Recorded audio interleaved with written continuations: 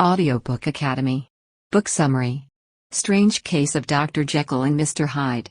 By Robert Louis Stevenson. The novella Strange Case of Dr. Jekyll and Mr. Hyde by Robert Louis Stevenson was originally published in 1886. Stevenson had the idea for the novella while researching the various facets of man and how good and evil might play a role in our daily lives. He made the decision to write a scenario in which a character can separate his good and bad sides, much like a split personality. The novella was an instant critical and commercial success, and it remains one of Stevenson's most popular and best-selling works. Within 6 months of its debut, 40,000 copies were sold, and by 1901, it had sold approximately 250,000 copies in the United States alone. The novel is still a favorite among Gothic horror fans, and it has been adapted into over 120 stage plays and films. The novella depicts the narrative of Utterson, a guy who suspects his buddy, Dr. Jekyll, has been involved with an unsavory kind. Mr. Hyde, he is told, was recently spotted knocking a tiny girl to the ground and trampling her without remorse, among other things. Mr. Utterson is a lawyer who has been hired by Jekyll to write a will in which he leaves all of his worldly belongings to Hyde. Utterson begins to look into Hyde, who appears to be an awful, unattractive man. At the end of the novella, Utterson is sent to Jekyll's house by his staff to learn what has become of the man, who has shut himself in his laboratory. When Utterson breaks in, he discovers Mr. Hyde dying and no sign of Jekyll. Soon after, he discovers a letter from Jekyll to himself, in which he describes an experiment he conducted. The attempt intended to separate man's good and bad sides by sipping a potion he created. When Jekyll did this, he would transform into Hyde, but he soon discovered that if he did not drink the potion, he would transform into the other guy, and he worried that he would soon be stuck as Hyde forever. This is exactly what happened in the end, except Hyde chose to terminate his life.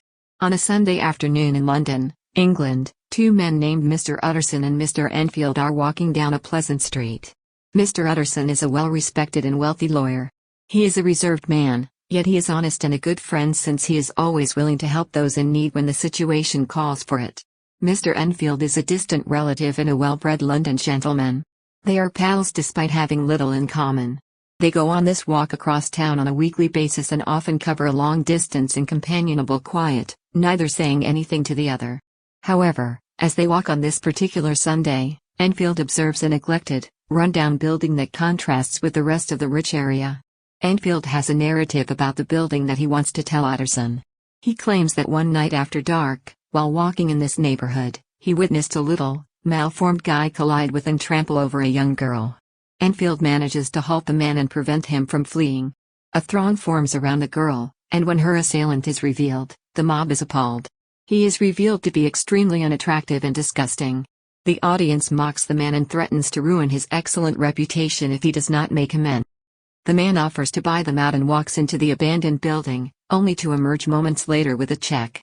Mr. Enfield observes that the check bears the name of a well-known local, but he refuses to give his identity to the assembled crowd.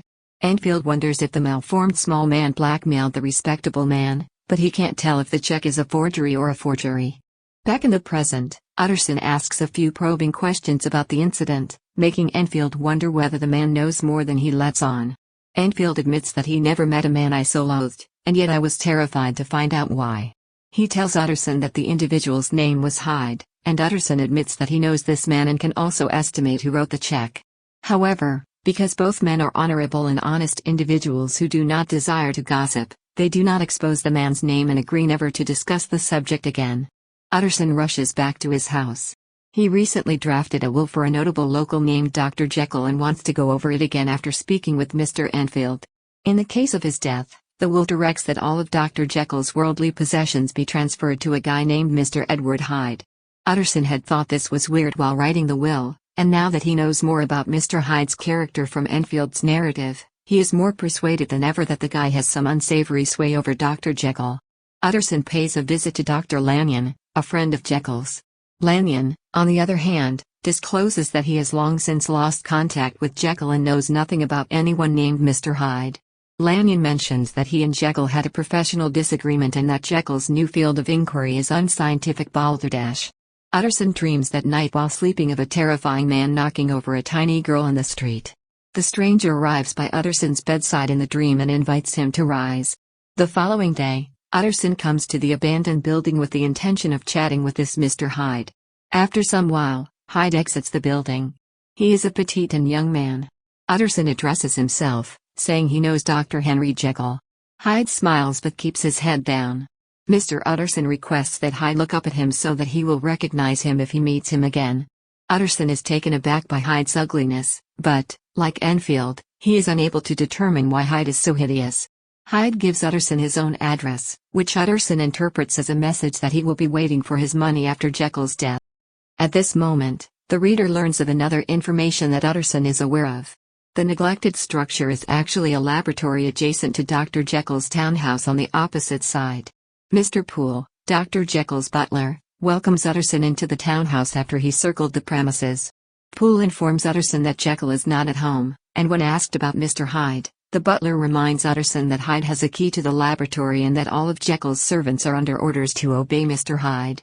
Mr. Hyde, Utterson believes, is blackmailing Dr. Jekyll in some way. As he walks back to his residence, he wonders about his companion. 2 weeks later, Jekyll hosts a luxurious dinner party, which Utterson uses as an occasion to speak privately with Jekyll about the will. When Utterson tells Jekyll that he has been investigating Mr. Hyde, he immediately becomes serious and even terrified. Mr. Hyde, according to Jekyll, is not blackmailing him and that he may get rid of him whenever he wants. However, he underlines that he is currently really interested in Hyde and intends to provide for him. Jekyll has Utterson swear that he will carry out his will exactly as written. 1 year later, the following chapter, Chapter 4, begins. A housemaid has just awoken and is peering out her bedroom window. As she glances out the window, she notices a murder in the street below. She recognizes Mr. Hyde as he approaches a nice, older man. The man greets Hyde, and Hyde, as though gripped by an unfathomable hatred, turns and beats the man to death with his walking stick. When the cops arrive, they discover a letter addressed to Utterson on the corpse. Mr. Danvers Carew, a member of Parliament and one of Utterson's top clients, is summoned and identified the man's body. The police notify Utterson that their suspect is Mr. Hyde, and he informs them that he still has Mr. Hyde's home address. Utterson proceeds with the police to Mr. Hyde's home for the underprivileged, which is located on the outskirts of town. Utterson notices that a man who is heir to Dr. Jekyll's great riches is living in such filth. Hyde has a landlady who is both ugly and wicked in appearance. She welcomes the police and Mr. Utterson but assures them that Mr. Hyde is not present. The police discover the murder weapon and the charred remains of Mr. Hyde's checkbook inside Hyde's residence. They see that Hyde still has a bank account mentioned on his paycheck and reason that they only need to wait till he goes to the bank to withdraw money. However, Hyde does not reappear after weeks of waiting. The authorities have found no trace of him or anyone who can provide an exact description of his appearance. Utterson pays a visit to Jekyll, whom he finds unwell in his laboratory. Utterson is informed by Jekyll that Hyde has left town and that their previous connection has terminated. Utterson is shown a letter written by Hyde in which he assures Jekyll that he is going and that he feels unworthy of Jekyll's friendship and compassion. Jekyll is unclear what to do with the letter since he is concerned that presenting it to the police may harm his image. Utterson asks Jekyll if Hyde devised the conditions of the will, including the stipulation that Hyde should inherit the fortune if Jekyll just goes missing. Utterson warns Jekyll that Hyde most likely intended to kill him and that he is fortunate to have escaped. Utterson accepts the letter and departs. On his way out of the house, Utterson requests a description of the man who carried Mr. Hyde's letter from Poole. Mr. Poole, on the other hand, is taken aback. He claims to have no knowledge of any mail being delivered other than the usual, and no letter from Mr. Hyde. Following a hunch, Utterson takes the letter to a handwriting expert acquaintance, Mr. Guest. Mr. Guest compares Hyde's letter to some of Jekyll's writing and determines that they were both written by the same hand. To prevent detection, Hyde's writing was simply written in the opposite hand as Jekyll's. Utterson is horrified at the prospect of Jekyll forging a letter from Mr. Hyde. According to Utterson, Jekyll begins to recover both physically and mentally in the months following Hyde's disappearance. He appears to be healthier and more social, and he begins to volunteer for charities. Utterson observes that removing Mr. Hyde's negative influence from Jekyll's life has helped him. 2 months after Hyde's departure, Jekyll hosts a dinner party at which he, Utterson, and Dr. Lanyon speak as if they were old friends.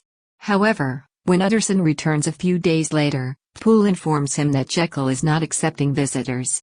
After a week of not being able to see Jekyll, Utterson pays a visit to Lanyon in the hopes of learning more about him. Instead, Utterson discovers Lanyon in ill health. Lanyon informs him that he has suffered a severe shock and that he will die within the next 6 weeks. Utterson tries to find out more, but Lanyon starts talking nonsense and demands that they talk about anything besides Jekyll. He tells Utterson that after his death, Utterson may learn what happened to him, but he will not discuss it for the time being. Utterson returns home and writes to Jekyll, inquiring as to why he is not accepting visitors and what caused the schism between him and Lanyon. Soon after, Jekyll responds in his own letter. He tells Utterson that he still loves Lanyon but understands why the doctor has told him they can't meet. He tells Utterson that he cares for him as well, but that he needs to be alone and away from people from now on. He claims to be through a punishment that he is unable to describe. Lanyon dies weeks later, just as he foretold. Utterson discovers a note addressed to him in Lanyon's safe after his funeral. Inside the mail, however, is another letter with instructions printed on the exterior to keep closed until Jekyll has also died. Utterson is eager to learn what it contains, but as a principled man, he does what he is told and stores the letter without reading it. The following Sunday, Utterson and Enfield go past the laboratory once more. Enfield observes that London will never see Hyde again and that he has most likely vanished. The two men pause to gaze up at Jekyll's mansion, and Utterson expresses his concern about Jekyll to Enfield. To their amazement, the men notice Jekyll standing by a window, inhaling in fresh air. When they call out to him, Jekyll complains that he is quite low, and Utterson invites him to join them on their walk. Jekyll tells them he can't leave the house and a terrified expression crosses his face. He hastily closes the window and walks away. Utterson and Enfield leave in stunned silence. Mr. Poole unexpectedly pays a visit to Utterson one evening after supper.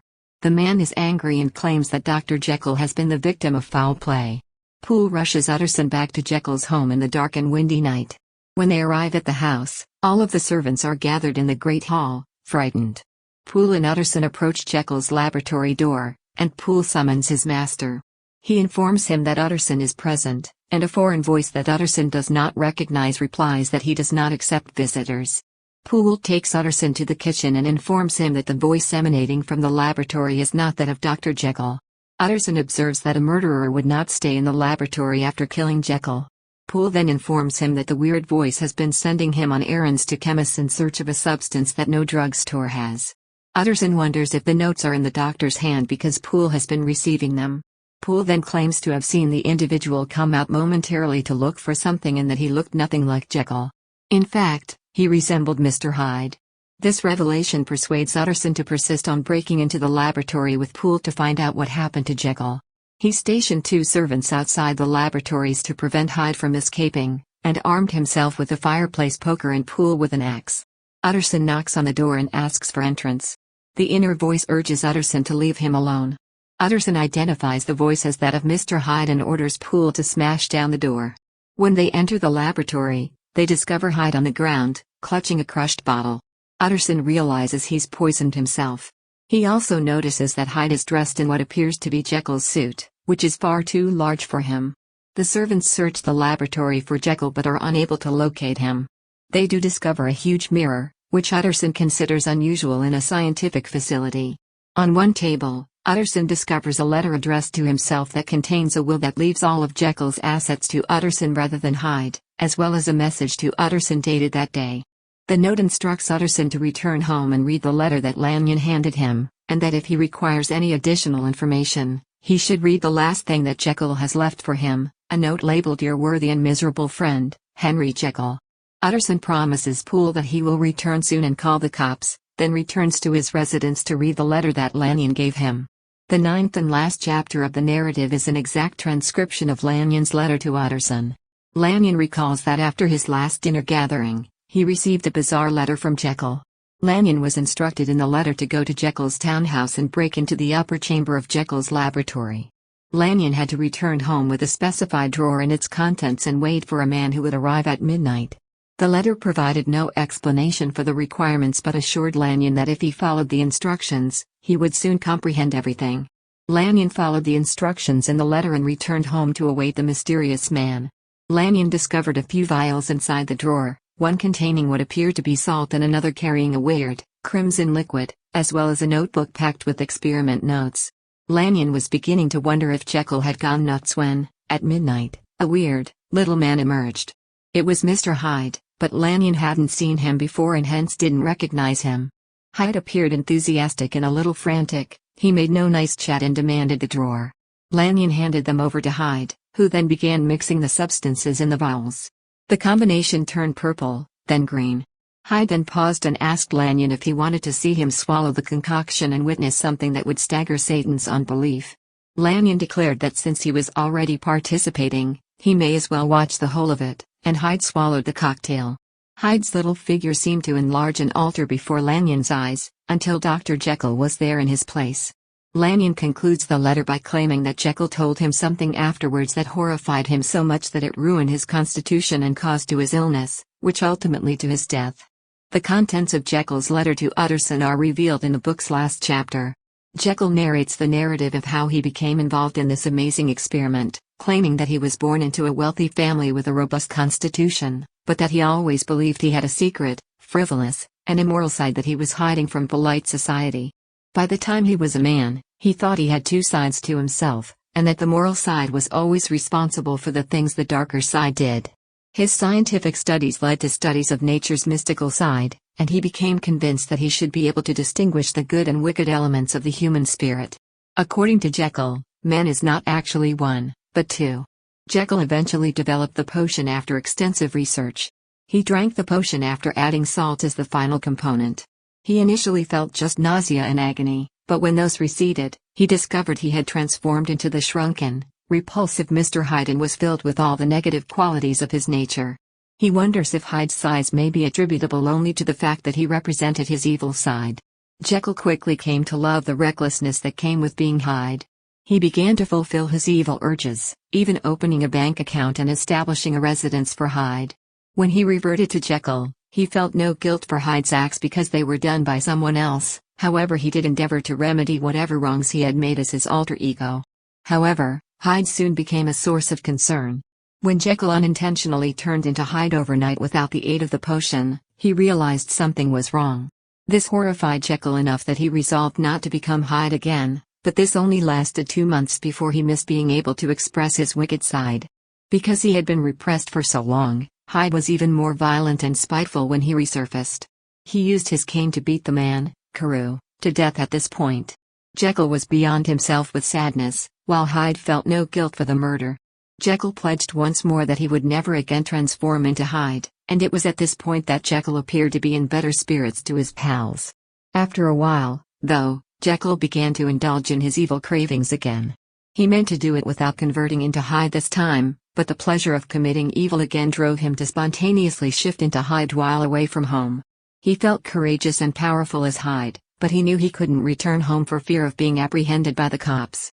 He immediately dispatched word to Lanyon to go get his medicine for him.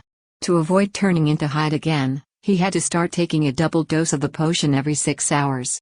The change would resume as soon as the potion began to wear off. While talking to Utterson and Enfield in the street, he took a step back from the window at one of these identical instances. In his closing hours, Hyde got stronger as Jekyll weakened and the components for the potion began to run out.